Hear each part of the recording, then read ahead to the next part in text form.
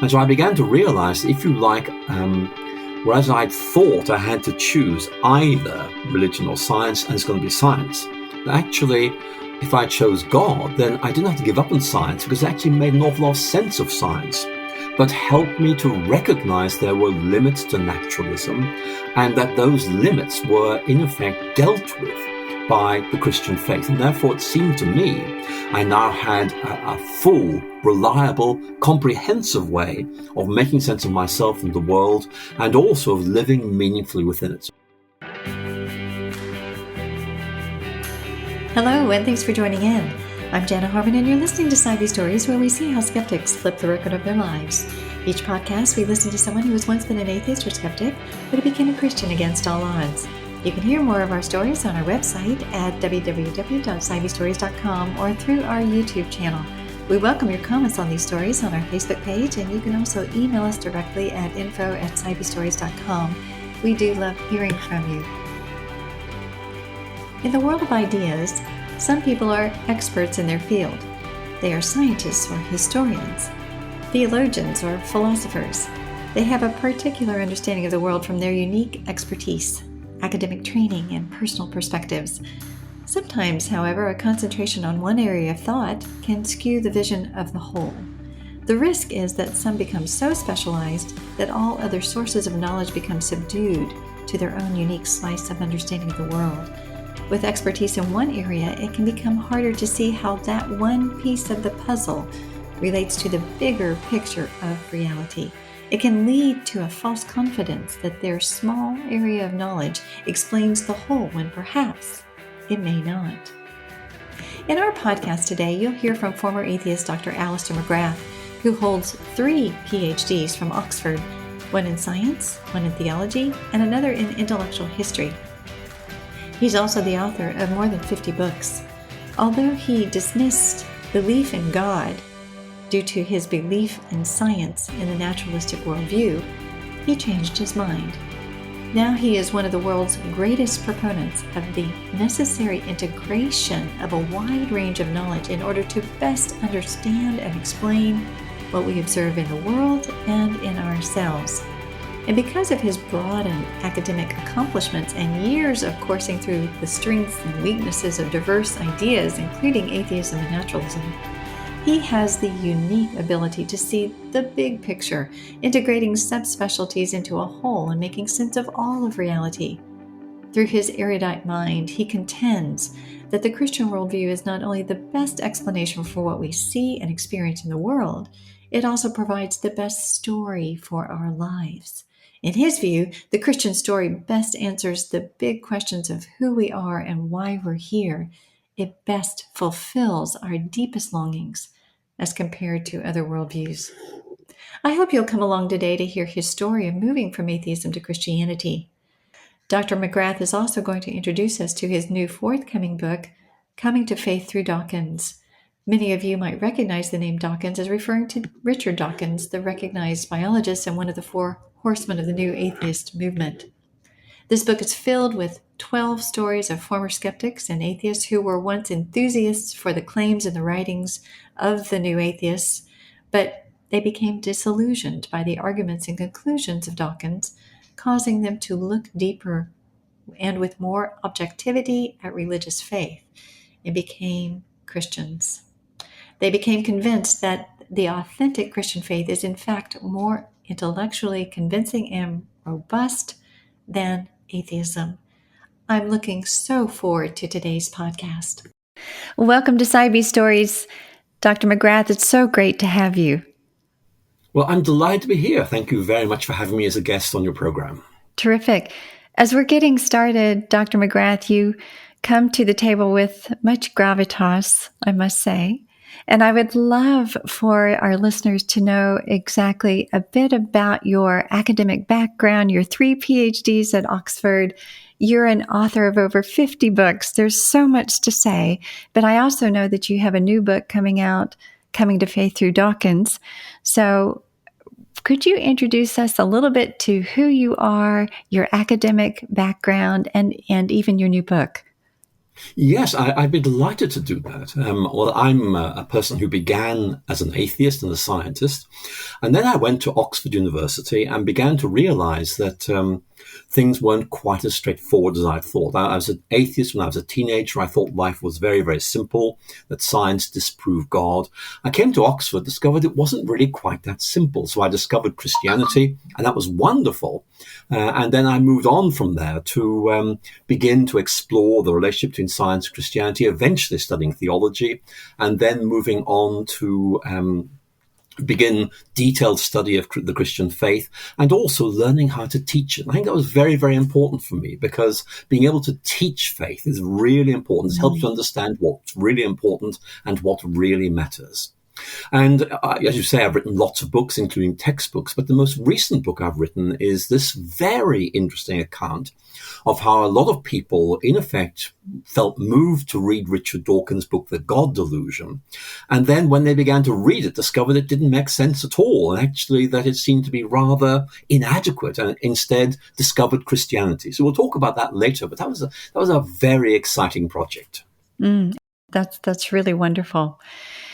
So let's get back into your story. You encapsulated it there for, as an atheist who came to Christ. But let's start at the beginning of your story, because as you know, we all embrace the story with our world, with our worldview. And I wonder of the worldview in which you were brought into the world. Talk to us about your childhood, where you were born, your family. Was God part of your family? Was Christianity or worship in any way a part of your world? Well, I was born in Northern Ireland back in 1953, which is a long time ago. And my family were conventionally religious, I suppose that's the best way of putting it. I couldn't see what faith was all about. It made no sense to me at all. What I discovered as I was growing up was I was really interested in the natural world around me. In other words, that I really knew I wanted to be a scientist. I think that was the thing that really drove me. And as a teenager, I think I bought into this idea that science and religion were at war with each other. And therefore, if I wanted to be a scientist, I had to say, no to God, no to religion. And I did so without really having looked at that critically. So I did that and became very involved in atheism. I became interested in Marxism, which gave added intellectual resilience to my atheism. And then began to have some doubts about my atheism as I prepared for moving up to university. I think that it seemed to me initially things were very, very simple, that atheism was just the obviously right position for a thinking person. And then began to realize there were problems here. I mean, I believed there was no God, but I couldn't prove there was no God. It was a faith position. And that rather unsettled me. And so I began to realize that things were just not as simple as I had thought. So I said, well, look, when I get to Oxford University, I'll sort everything out, but it didn't work out the way I expected it to. Wow. Okay. There was a lot there. I'd love to slow walk through a lot of that. Let's go back to even when you were starting to question your Christian, you said the conventions of Christianity in which you were raised. You started to question that. You started to doubt that it sounds like a teenager or in your earlier years when you started encountering science. Let's kind of camp out there for a minute. What was it about science that you understood at that time in your life that was incompatible or made you push back against your Christian upbringing, as it were?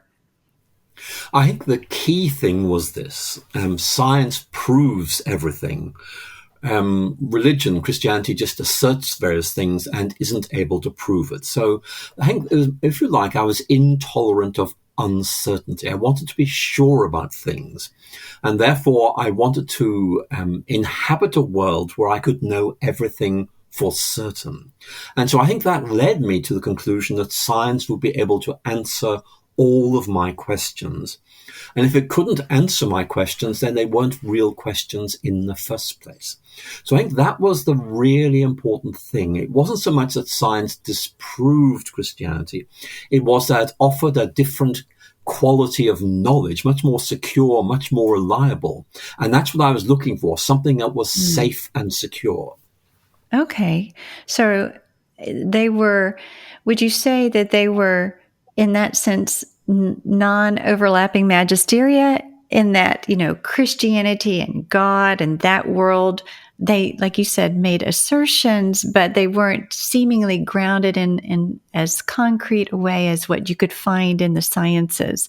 So it sounds as if you were moving towards more of a scientific view or lens of the world, but with Christianity, was that something that you weren't dismissing? You were just saying that it perhaps didn't give the substance of answers as science, so you were turning your attention to something else. It wasn't as if you immediately went into atheism. That form of knowledge was not as robust or confidence building as what you could find in science. I think to begin with, it was exactly as you've described, that in effect my initial feeling was, I want something that is reliable, that I can trust, that can in effect give me secure answers. And if you like, that was saying, well, Christianity is a different kind of thing. But then I began to buy into this idea, which I heard from many people, which was that Christianity and science were incompatible, that they were at war with each other. And that moved me in a slightly different direction. In other words, saying, well, look, if I love science, I cannot be a religious person because these are incompatible. They're at war with each other. Now, you might reasonably say, well, look, where did you get that idea from? Well, it was in the intellectual and cultural environment. I just bought into it rather uncritically. And in fact, I spent the rest of my life kind of undoing that. But I think it was very, very, there was a very widespread perception at the time. And certainly I bought into that. So in many ways, what you could say is I began, in effect, by saying I'm looking for secure knowledge. And I don't think Christianity gives it, but that doesn't make Christianity wrong. Science gives that to me. And then taking this one stage further and saying, in effect, because science is so good and because science and faith are incompatible, that means I have to choose. It's one or the other. I choose science. So I think that's really the kind of teenage logic that lay behind my decision. So when you embraced science then as incompatible with religion or faith, then did you at that time label yourself or identify as a naturalist, a materialist, an atheist, even in your teenage years? Yes, I did self-identify as an atheist. I would say I'm an atheist. And would make it quite clear that I was saying not that I don't believe in God, but I believe there is no God. There was a much more positive, aggressive form of atheism. And I think also there's a cultural element here, which is I found religion rather stuffy back in Ireland. And proclaiming myself as an atheist kind of gave a sort of frisson, a sort of, how should I put it, edge to life. I felt I had a sense of superiority over other people because I was intellectually superior. Now, I know it sounds very, very arrogant, but that's the way I was back then when I was a teenager. And it seemed to me atheism put me on the right side of history, that kind of way back in the late 1960s. That was the way things seemed to be going. And I wanted to be part of a movement that had a future. So there are a whole series of things, science, culture coming together and moving me in that direction. Culturally speaking, there was a lot of religious unrest in Ireland. Did that feed into your perspective of religion perhaps may not be true, it may not also be good? I think you're right. I think that one of the thoughts I had was this. In the late 1960s, religious violence did become a problem in Northern Ireland. My logic went like this. If there was no religion, there'd be no religious violence. So get rid of religion, all the world's problems are solved. So it was very simple. In fact, it was really very simplistic, but that was the way I thought at that time. So in many ways, I think I was kind of buying into a number of reasons why I thought religion was wrong. Violence, inability to intellectually justify itself, and also this perception science and religion are incompatible. So I felt I was moving to an intellectually coherent position, which was a stable position. And that's one of the reasons why I think I did not expect to review my positions at all as we moved ahead. So it felt like a safe, secure perspective. It was, like, as you say, I think it's often the case that those who are intellectually driven find that atheism, or at least presume that atheism, is a more intellectually superior position as well, and that it, I'm sure, in some ways felt as well as the way that you thought that it was the right place to be for you.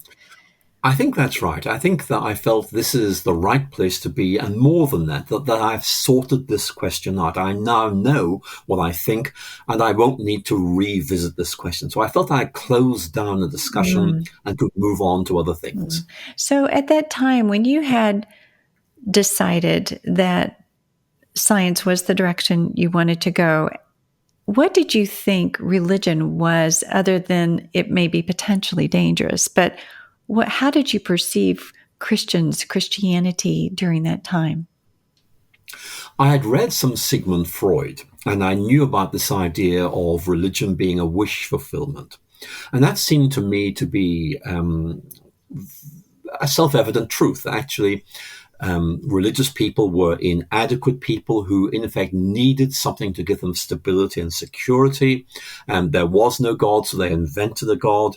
And I felt, well, that's all right for them, but I don't need this. Now, the problem was that deep inside me somewhere, I think something said to me, maybe atheism is your wish fulfillment. In other words, that actually maybe I was constructing a worldview that suited me, rather than one that was true. Now, that thought went through my mind several times, but I did not follow through on it. I think partly because I found it a little bit disturbing. I thought I'd sorted everything out. I didn't want to reopen the question. Yes, and when you close the door on another worldview, it really, and think you leave the superstition behind, it's not something you want to reopen. In a sense, I can imagine there would be some resistance to that. As you were pursuing what seemed to be a very positive aspect of being grounded in the naturalistic worldview, did you, I mean, you're obviously a very intellectually driven, logical, analytical person. Did you look at the logical implications of that worldview? You obviously were very well read. I'm sure you read Russell and Nietzsche and those people who actually understood that they're, all that glitters is not gold, in a sense. That there are some dark sides or despairing sides if you embrace fully the naturalistic worldview. Well, I agree with you completely. What I realized was atheism was very bleak. It was very austere. There's no real meaning in life. What you see is what you get. But actually, I persuaded myself that because it was bleak, I had accepted it because it was right. In other words, there was nothing to attract me to this position. I'd accepted it simply because it's intellectually right. And therefore, in effect, there was no benefit to me in doing this at all. I was simply being moved by its truthfulness. Now, of course, one of the things that began to trouble me a little bit when I was about 18 years old is, well, have I really been as critical about atheism as I was about my early viewpoint? Of course, the answer is no. That kind of why I bought into this, because it seemed to me to be progressive. It seemed to me to be what the future was going to hold. And some rather clever people I knew held this position as well. But I think I did have to face up to the fact that if atheism was right, then life was pointless. There was nothing to do really other than try to make the world a better place and live a good life. But deep down, I had this nagging feeling. I don't think it's quite as simple as this, but I didn't have a way forward. I felt this is where I'm going to stay. And therefore, I've got to face up to the fact it's bleak, it's austere, but that's the way things are. So you had to, in a sense, live with this dissonance, whether it's cognitive dissonance or existential dissonance or something that you had a deep longing perhaps for something more, but that's just the way that it was. And you were sober-minded and you were intellectually honest. So you wanted to maintain this path that you had set yourself on, I guess. So how long did you live in this, in a sense, state of tension, or did you ever start questioning naturalism itself? I think I stayed in that position for about 2 years. And I think that there were a number of things that made me realize this position might not be right. But that didn't immediately mean I was moving towards Christianity. It just meant maybe this position isn't as safe as I thought it was. And I got a place to study chemistry at Oxford University. I got a scholarship to go there. And while I was waiting to go to Oxford, I began to read some books in the history and philosophy of science. And one of the things that troubled me was that I began to realize that many scientific theories that people had thought were secure, were right, were subsequently abandoned because they were seen to be wrong. And so I began to realize, what about what we presently believe? What will happen then? Will in the future somebody say, well, we used to think they were right, but they're wrong, actually? And I began to realize science was rather more uncertain than I had realized. I think that began to make me realize that perhaps things were not as simple as I had thought. And also alongside that, I began to realize that I could not prove that atheism was right. I think that's a very important point, because I had told myself this is right. But every now and then I'd say, well, how can I prove that to myself or to somebody else? And the answer came back, well, actually, you can't. And I began to realize actually it was a form of faith. I believe there is no God, but I can't prove that. And so it seemed to me I had simply chosen a different faith position, which made me realize maybe there are other faiths I should be thinking about, but up to this point hadn't really considered at all. But that was really as far as I'd got, because I thought, look, when I go to Oxford University, there'll be lots of clever people there. They can help me sort myself out. And I'm sure they'll be able to resolve all these questions, and then I can be an intellectually fulfilled atheist. But that didn't work out like that. I'm curious, there are a lot of clever people at Oxford. I wondered if there were any clever Christian people who were also scientists, who were in your world, who could give you an embodied example of someone who actually was intelligent yet embraced God and science at the same time. Well, the answer is, once I got to Oxford, I discovered lots of people like that. And one of the things I began to realize was actually there were lots of very intelligent scientists who were also Christians, who could give very good reasons for saying there isn't a problem here. And I hadn't really met people like this before. So if you like, the personal witness of these people was very significant in saying to me, you may have got this wrong. You may have, in effect, not thought this thing through properly. You've got some rethinking to do. So I think that was a very important moment for me, as I began to realize that perhaps I'd been a little bit precipitate in my judgments, that perhaps there was more to be said about this. And I think that really began this process of rethinking and reconsideration, which eventually led me to embrace Christianity. Before, Christianity was, in a sense, wishful thinking. That was the category you had for it in your mind. So I would imagine moving from that place intellectually to a place where you could actually believe it as something that represents reality in some way would have been a process. It sounds like you are, again, an intellectually honest enough person that you wouldn't believe it just because it sounded good. It had to be substantive or robust in some way in relating to reality. It had to be true. That's quite right. And I think there are two things here. One was that these were intelligent people I was meeting, and it was obvious to me their faith was real, that in effect it was something that had captured them, that had animated them, that was giving them purpose and direction. So it made me realize here were some very intelligent people who clearly saw this as meaningful and were able to live this out. So again, personal witness, embodied witness. Here is someone who has internalized this and is living this out. That was very important, because I tend to think of religion as kind of thinking certain things, but it makes no difference to you. But these people were saying, no, it changes my life. It gives me a reason to live, and it really living this out. So that side of things was very important. But also, I think, beginning to express my the questions that were bothering me, and realizing that actually there were answers to these questions. Maybe not always ones that I could entirely accept, but really there were answers there. And I began to realize that I had kind of not really encountered Christianity in its most vigorous forms. Actually, I had rejected, if you like, a misunderstanding or a caricature or a diluted version of the real thing.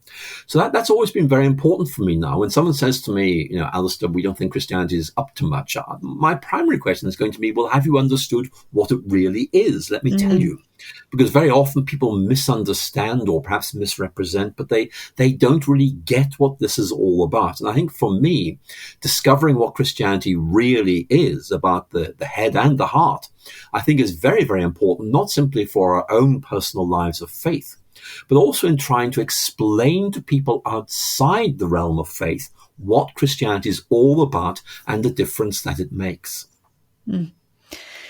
So I think you're very, very right about that oftentimes Christianity is caricatured and reductionistic in the way that people perceive it as almost a throwaway and a dismissal without really looking at the robust nature of it. Again, to kind of tease some of this out, when you started questioning naturalism, I mean, there are a lot of assertions that and presumptions, I guess, that are made by those who are atheists or naturalists that, in a sense, science will provide the answers. What things about naturalism in and of itself were causing you to question it that also helped you open the door towards a better or more full explanation? I think there are a number of things that did trouble me. One was that naturalism does raise a lot of questions. I mean, you've mentioned several of them. Why is there something rather than nothing? What about the capacity of the human mind to make sense of things? I mean, you can say from a naturalist perspective that the way your mind works might be understandable, but that doesn't necessarily mean it finds its way to the right conclusion. So I found myself wondering if, in effect, naturalism was a kind of circular way of thinking, which in effect had to presuppose its own conclusions. And so I found myself worried by that. But I think also one of the things that really, I think, brought this home to me is that science is simply unable to answer many of the deepest questions of the human heart and the human mind.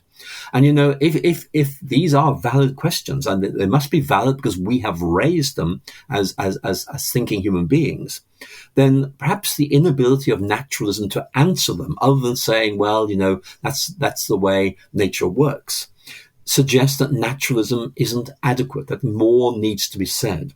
So I think for me, really, I began to think we need more than the natural sciences. We need more than naturalism if we are going to make sense of our world. I think the problem I had was that I found there were different kinds of naturalism.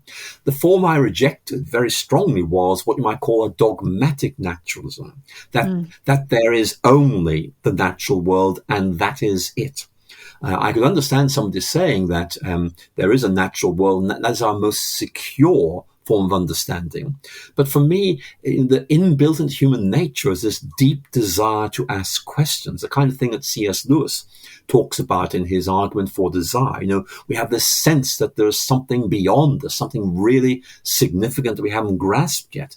And all a naturalist can say is, well, that's just delusion, but it's a very important delusion. And if we're thinking those thoughts, maybe we're meant to be thinking those thoughts. Maybe they're clues to the meaning of the universe. So for me, naturalism was really inadequate. It seemed to, in effect, shut down questions before you really got into giving good answers. So I began to look for better answers than that.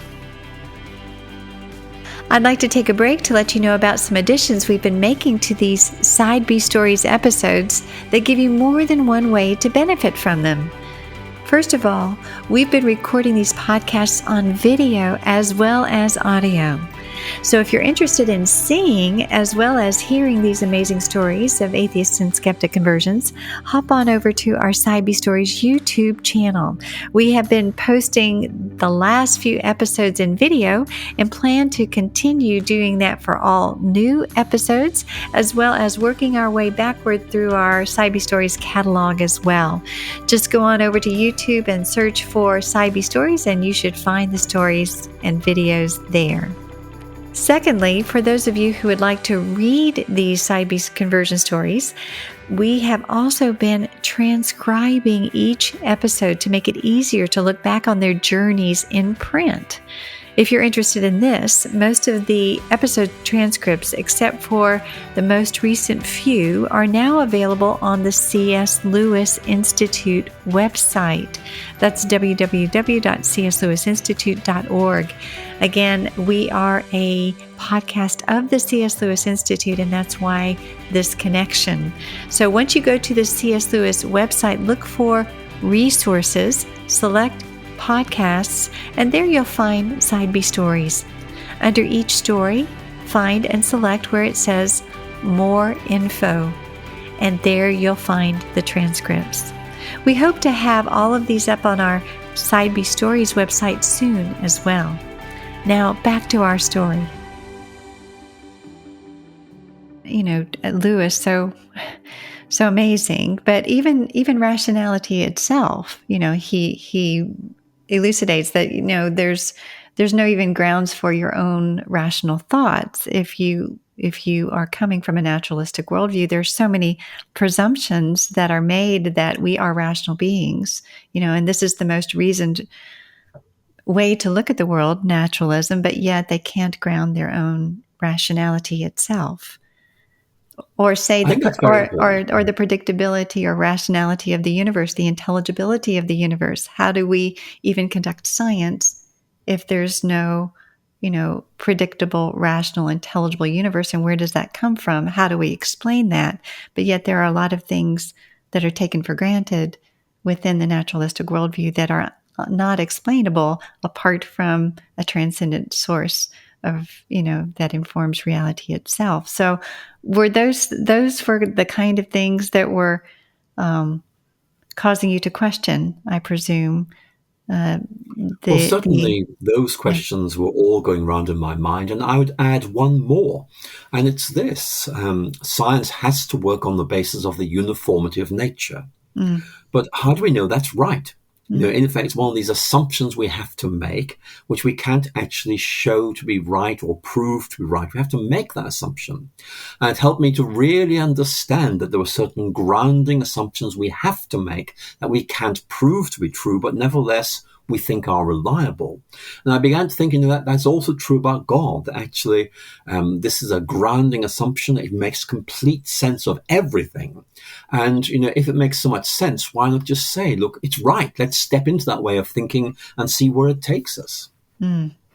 So as you were observing these, this embodied Christianity they were intelligent and it was informing their life, and you were seeing something different. And I presume that you were seeing the holistic nature of how things can all fit together, heart and mind, but also the fullness of the universe and how it explains all of reality. Can you, for those who are listening, I'm sure there's some thinking, well, how can Christianity explain, all of reality? That's not what Christianity does. But yet all of these big questions, whether they're in the universe or in our own humanity, it does seem, when you look at it fairly, and that it does provide the best explanation for what we observe, both in the cosmos, in the universe, and in our own humanity. I think you're probably one of the best people to understand the fullness of the whole story of Christianity and how it explains life and all that we know it in the best possible way. Well, I think I draw a lot on G.K. Chesterton and C.S. Lewis, who I think are very good at making this point that Christianity gives us a big picture. It's not just saying this is right, that's right, saying here's a way of looking at things which makes sense of the world, which makes sense of us. And in many ways, faith is about stepping into that big picture and experiencing and realizing how well it works out and how well it can be lived out. And to me, that's very, very important. That in effect, it says to us, look, things make sense. The world is coherent. You can live life out. That in effect, your individual story is given meaning and dignity and purpose by the bigger story of God who created us and redeemed us. So if you like, it's very much about realizing that actually Christianity makes sense of our world and makes sense of you. And for me, that's one of the things that's so important. Christianity, if you like, gives us a lens through which we can look at our world and ourselves, and it brings things into focus. And for a lot of people, they're looking at the world through the wrong lens. Richard Dawkins says, if you look at the world, you don't see any purpose or meaning, but he's using the wrong lens to look through. And that's why I think it's helpful to think Christianity is a lens that brings things into focus, that gives you this better quality of vision that allows you to see things as they really are and figure out how you fit into this big picture. Yeah, that's beautifully said. So as you were back at Oxford and you were wrestling with these questions, how did you start investigating Christianity or taking it seriously? How did you pursue that? Was it through reading? Was it through looking at the Bible? Was it through having conversations with other intelligent Christians? How did that look? How did you start to make those changes or transitions? How were you questing towards truth? I think all of those things you just mentioned were part of the picture. I was talking to Christian friends. I was reading the Bible. I was going to talks. I was thinking about things. And I think that what really helped me was beginning to realize that, first of all, I'd misunderstood what Christianity was. And secondly, beginning to find that questions I had about were resolved. For example, here's one of them. One of the arguments I had against Christianity was, look, God's in heaven, wherever that is, and I'm here on earth in space and time. And I do not see how God being in heaven can be of any relevance to me here on earth. And I think one of the things that my Christian friends explained to me is the idea of the incarnation, that God enters into this world in Christ, comes into our world to redeem us and to show us what he's like and tell us what's right. And I began to realize if that is right, that makes sense of so much. And also it tells us about a God who cares for us, who loves us, who comes to where we are to bring us where he is. And that really made a very, very big difference to me. So if you like, there are a whole series of things going on, but really important was this constant dialogue with my Christian friends who helped answer my questions, move me along.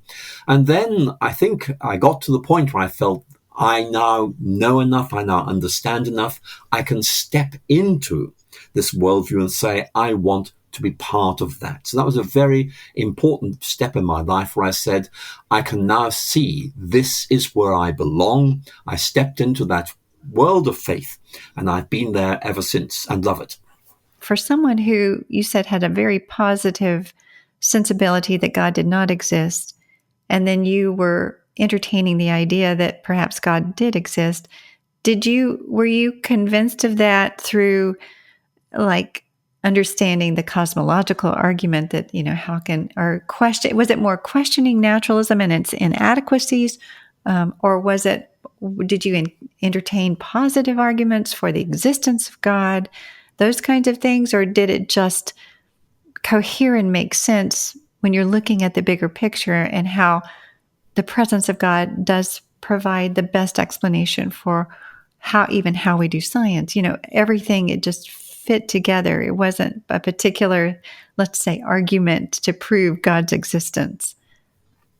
I think it was the big picture argument. In other words, if there is a God, and if this God is like what we read in the Bible, then that makes so much sense of things, including why science works so well and what its limits are. In other words, you come to realize that the fact that science works so well is grounded in the Christian doctrine of creation. But you also realize there are lots of questions science cannot answer, like, why am I here? What's the point of life?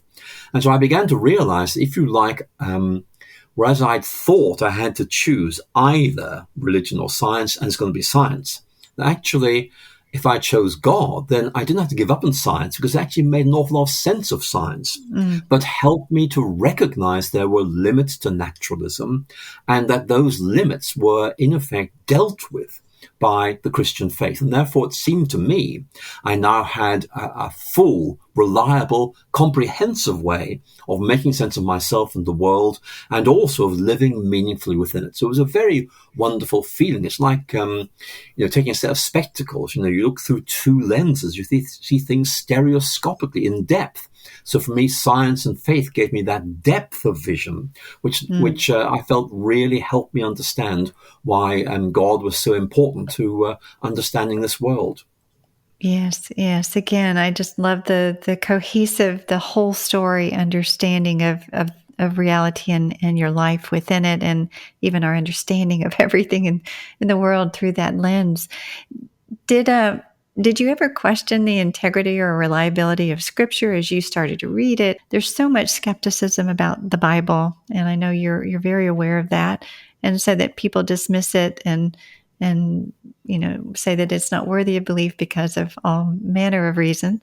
But did that skepticism inform your reading of the Bible, or were you just coming into it looking at it again more holistically, like this story is not?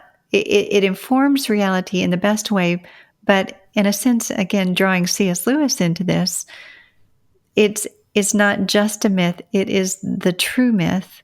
It is the one that's not only a good story that informs all of reality, it's historically grounded, it's reliable, it's believable for good reason. Well, I think it's more the kind of ideas you're talking about in the end of what you were saying, where I wasn't really reading the Bible skeptically. I was reading it in a sort of way trying to grasp what it was all about, and inviting my Christian friends to tell me what they saw there, because I was a novice to reading the Bible, and I realized I needed help to get it right, to know what to look for. I think that is very important. We need to read the Bible in company, so actually we are able to see things that others have seen that otherwise we might miss.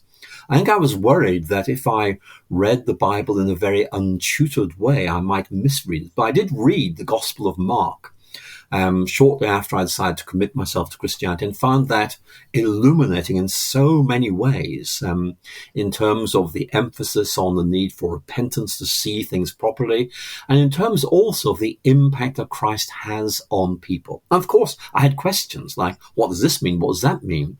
And I would ask my friends, lots of difficult questions, and they got a bit impatient with me and eventually said, look, why don't you start reading C.S. Lewis? And so when I took that advice and began to do that, actually that really helped. He was a wonderful guide who kind of way helped me find my way and go much deeper into my new faith. And obviously you've gone very deep into a faith that is far from new anymore. You have, in your career, in a sense, you've gone on to write and debate the foremost atheists in the world.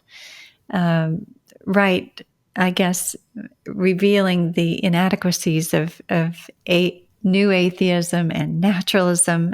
The resistant would say, oh, there's no evidence, science still is the winner here. There is no God. But yet you, like I say, you have debated and conversed with those from other worldviews, particularly atheism, for years. So I'm wondering how you consider that. Why is it that sometimes, for some, the evidence is convincing? They can see the fullness of the Christian world as a greater explanation for themselves in the world. But then there are others who remain in a resistant, closed-door perspective. I think that's a very good question. And I think that one of the big issues here is that for a lot of people, they do not want there to be a God. They want, in fact, to be, the captains of their souls. They want to be in charge. They don't want anyone else to be able telling them, what is right, what is wrong. They want to make up their own minds on everything. And C.S. Lewis was like that. I mean, when he was an atheist, he said, I don't want God to interfere with me. I want to be my own master. But one of the things I found is that being someone who used to be an absolutely certain atheist, who began to realize things were more complicated, that kind of way helps me begin to challenge this assumption of atheist superiority. And one of the things I discovered in debating atheists is that very often they use criteria to assess Christianity that they do not apply to their own beliefs. And so very often someone like Richard Dawkins would say to me, well, prove that you are right. And my response would be, well, I'm happy to try and do that, but you're going to have to prove to me that you are right. You can't just say, you can't just say that it's enough to argue that Christianity is wrong. You've got to persuade me you are right. And of course, that's the problem with new atheism. This is what I call an epistemic asymmetry. They in effect do not apply the same standards to their own beliefs that they apply to other people's. And when you press them and say, why do you believe that? How do you know that is right?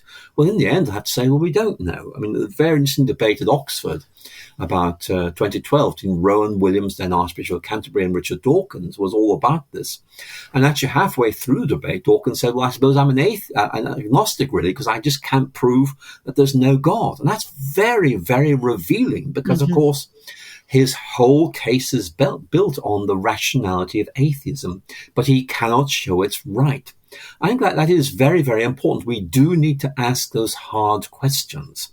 And the other thing I found very, very often is that actually many atheist authors have a very inadequate grasp of what Christianity actually is.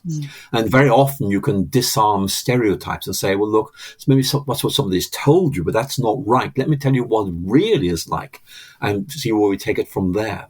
So I do need to reassure your listeners there's a lot we can say here, partly by saying, why are you right? Prove to me that you are right. And also by saying, look, I don't think you quite get what Christianity is all about. Let me try and tell you why it makes so much sense to me. I think you're so right about that. It oftentimes seems that people are very intent on saying what they don't believe, Christianity or God, but they don't really know exactly what they do believe. And they put the burden of proof on the believer, right? And they don't recognize, they lack a belief in God, they say, so they don't bear the burden of proof, but there's an implicit understanding that they do believe something, and then they believe that God doesn't exist, and there are implications for that and beliefs that come along with that, that only nature exists, right? So I appreciate your counsel there. If there was a skeptic who was listening in, Dr. McGrath, and he's thinking, wow, Dr. McGrath is really, really bright. He's debated the best and the brightest on the other side. But yet here he is, defending the substance of the Christian worldview, and they may actually be willing to open the door to the possibility of God's existence and Christianity's truth. How would you encourage that skeptic to make a step forward towards exploring the possibility of belief? Here's what I would say to that skeptic. If you're an atheist, I would simply say to you, can you prove that is right? Now, you won't be able to do it. The best minds in the world have tried to do that.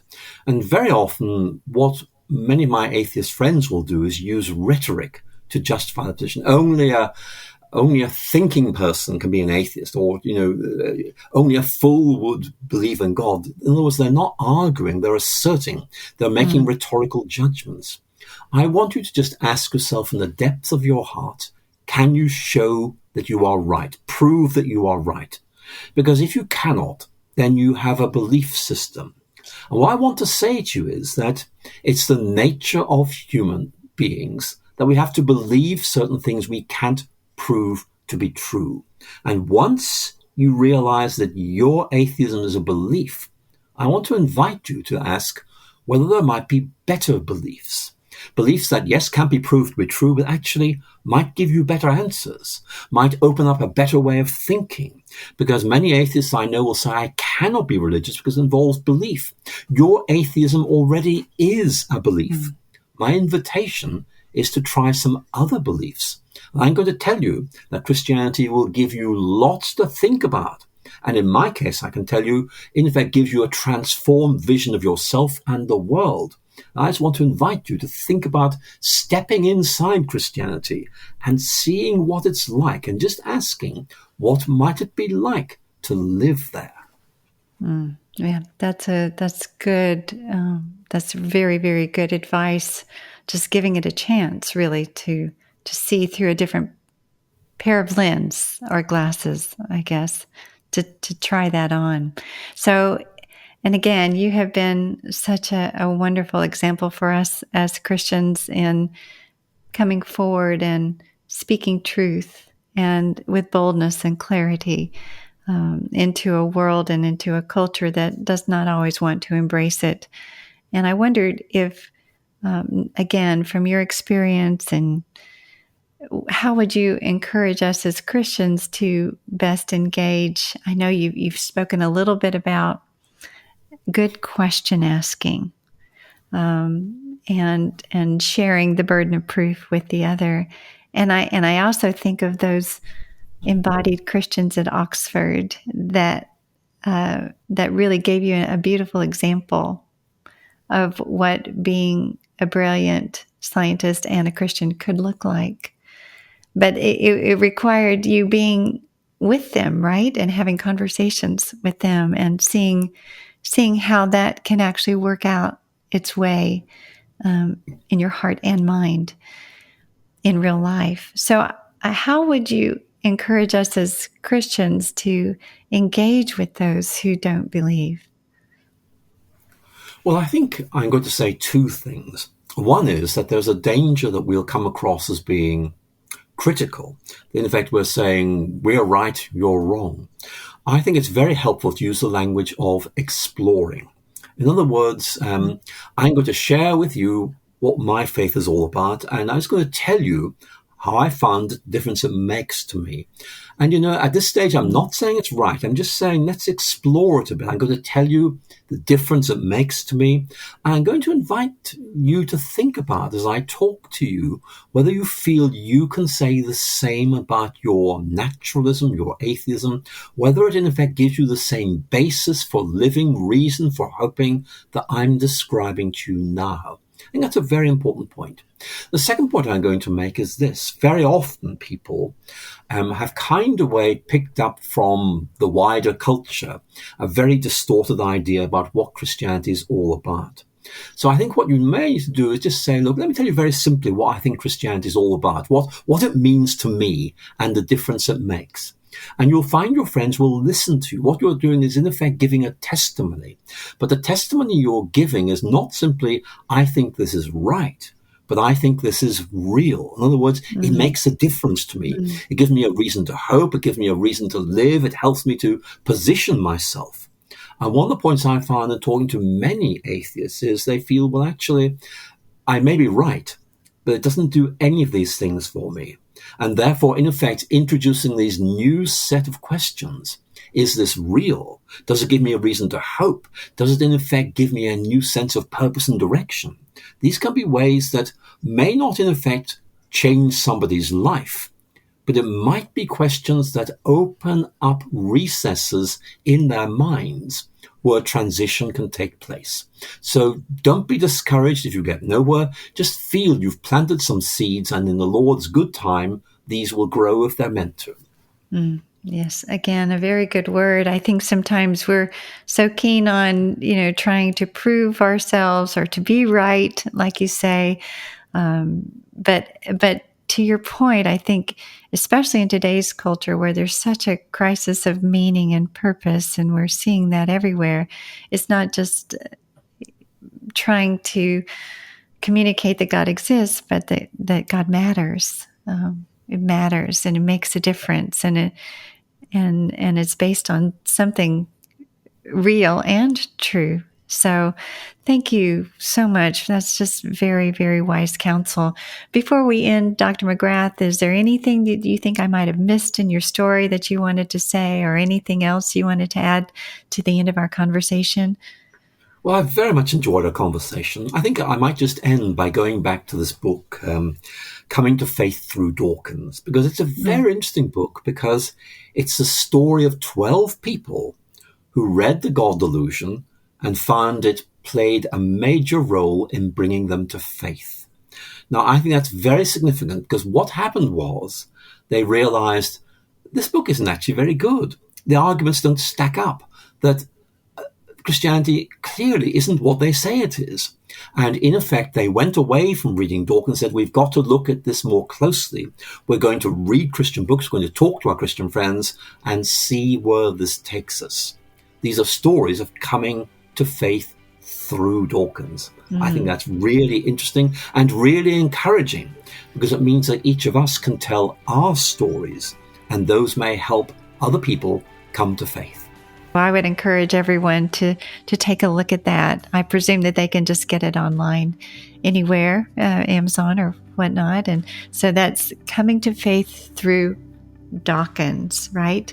So thank you so much, Dr. McGrath. It has been rich and a wealth of knowledge and wisdom, I think, more than that.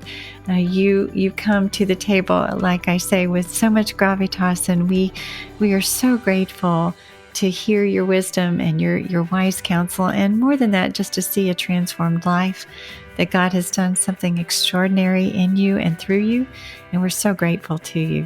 So thank you so much again for coming on. It's been my pleasure. Thank you very much for having me. Wonderful. Thanks for tuning in to Sci-Fi Stories to hear Dr. Alister McGrath's story.